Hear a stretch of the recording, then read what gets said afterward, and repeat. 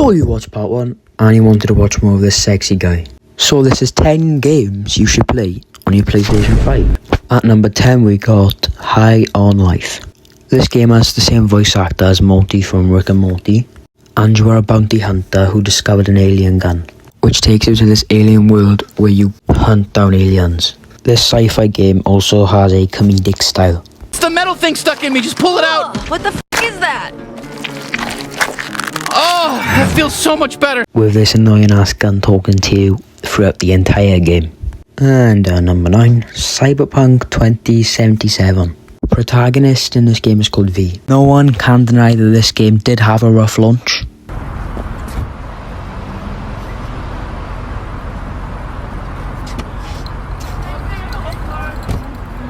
All the glitches have been fixed now and this game runs perfectly. I 100% recommend you pick this game up.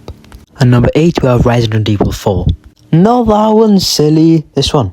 Resident Evil 4 Remake takes place 6 years, I believe, after the incident what happened in Resident Evil 2 in Raccoon City. This is my second favourite Resident Evil game and third favourite horror game of all time.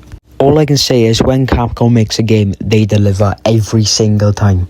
If you're into horror games but don't like first person, then this is the best game for you to play. With a gripping story and useless backflips, gripping gameplay and a beautiful protagonist. I'm not saying that you need this game, I just highly recommend it. And number 7 we have the 2013 GTA 5. With this game being on for 12 years, it has an amazing story and an phenomenal online. You play as Franklin, Michael and Trevor, criminals in their version of Los Angeles. Before we carry on with this video, listen to this rain outside. Heck yes. Carrying on, I think the gameplay in this game is amazing. If you're a car guy, a gun guy, wherever guy you are, you would like this game. The only reason this game isn't higher up is because sometimes I love the game, other times it just bores me. Like right now it's my favourite game, but next week I'll probably not play it for a couple of months. And that's simply because I've done everything. Like, there's no more cars for me to get, there's no more money for me to make. I'm waiting for them to drop a new update. But if you have a friend who plays this and you play it, oh my god, it's such a fun game. I've put over 1,000 hours and I've enjoyed every single one of them. And number 6 we have Star Wars Jedi Survivor. Would clip my toes. A sequel to Fallen Order. I recommend you play that game first. Beautiful gameplay, graphics, mechanics, good voice acting and a gripping story. You play as Cal Kestis, a Jedi who survived Order 66. The weapons in this game, the lightsabers, I mean, this, like, you can have double lightsabers, Kylo Ren's lightsaber style, dual lightsabers, a blaster. It's basically the first game but better, and if you're a Star Wars fan, this is a must-have. Halfway through the video now, moving on to number 5. Remember when I said Resident Evil 4 was my third favourite horror game? Well, this is the first. This game is called Outlast.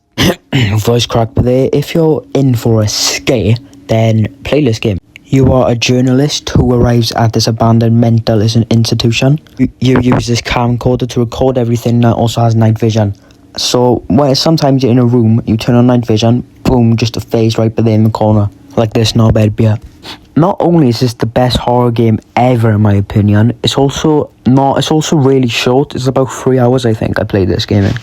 This game does not hold back on the gore, like you just walk into a toilet and there's blood everywhere. Or an arm stuck down there or a person hanging from the ceiling. I wouldn't think I'd like this game as much as I did. I'm so happy I played this game. Let me just open this door, oh fuck. And number 4, we have my favourite game ever, Uncharted 4. The only reason this game isn't at number 1 is because it was released in 2014, I believe. I remember my PlayStation 4 came with this game and it was the first game I ever played and it has been my favourite game since. You play as Nathan Drake, a treasure hunter, who's helping his brother who broke out of prison find Avery's treasure. I highly recommend you play the first 3 games even though they were released in the early 2000s. This game is such good vibes for me as I played it with my dad and the 3 games before it. This game has a special place in my heart. And number 3 we have Detroit Become Human. In this game is a futuristic game where androids are servants and they interact with human civilization. If I had to describe how these slaves were treated, they're left out, giving me Rosa Parks kind of vibes. You play as Marcus, Connor and Kara, all the 3 androids. None of them really interact until the end side of the game, and there's loads of stake in this game. Your main character could die at any moment if you make the wrong decision. Maybe not in the beginning half of the game, but like certainly towards the end, which could cut so many stories loose. And it's just such a fun game that you should play at least once in your life. And it's kind of depressing. I would go into this game not knowing much about it, just with an empty mind. The game is very unique. Before we move on, make sure you like and subscribe so I don't have to pursue OnlyFans. Coming in at number 2, we have Ghost of Tsushima. On Tsushima Island in 1274, Jin Sakai must master the different moves of the Ghost to defeat the Khan, who killed all his men and kidnapped his uncle. The Khan is the leader of the Mongol forces, and is essentially the kingpin of this universe. This game has a major twist at the end, so you're gonna need to play to find out what it is. None of this information is spoilers, by the way. Like most of the part you find out in the first 10 minutes. The combat is amazing with 4 different fighting styles which you can use on different enemies. If you like samurais, then why don't play this game? If you don't like samurais, just play it anyways, because it's such a good game. One thing I love is when you're riding your horse and the wind directs you into where you want to go for your next location. And the graphics are like top tier. And you're gonna need a PlayStation 5 for this one, as it is an exclusive, not on Xbox. And at number 1, what better way to end this video with Spider-Man 2? Like, who doesn't want to be Peter and Miles swinging around New York City? Not only that, you have the symbiote suit.